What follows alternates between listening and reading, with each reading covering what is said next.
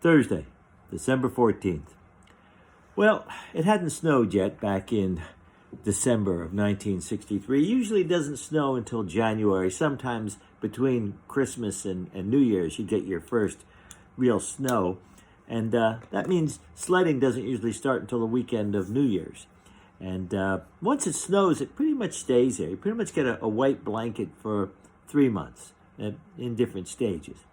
Now, Walt told me this year I was going to learn how to snowshoe. And he took out his old pair of snowshoes. These are them right there. They were my grandfather's snowshoes, old Pop Stead's snowshoes.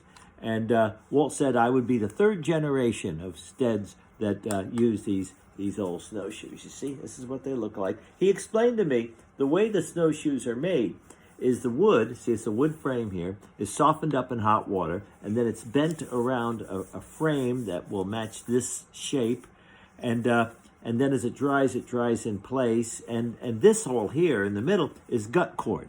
This is like a kind of cording that's made out of animal fat. And he said they're woven, sort of like a basket maker weaves them. And in fact, Walt told me that when he was 10 years old, his grandfather, or his father, my grandfather, tore a hole in the shoe. So he took it to a basket maker, an old Ramapo basket maker. These are fellows that weave the black ash splints into the baskets. And this fella cut out some of the gut cord, and he had fresh gut cord there, and he greased up his hands really good, and then he rubbed that down on the gut cord, and he started to weave it back in place.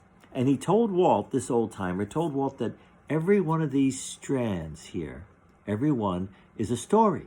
Yeah. And that all the stories, he said, are connected. Yeah.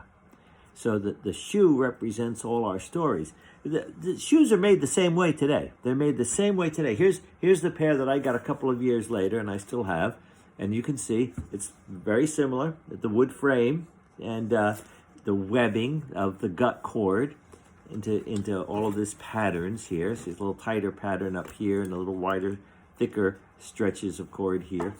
So Walt said that when he was a boy and he would wear the shoes and he would look down at the woven cord, he'd wonder about all those stories. He'd wonder, what were all those little stories in there? And I said, did you ever find out? And Walt said, well, no. I guess you got to do that. Yep. Well, we'll do another one tomorrow. See you then.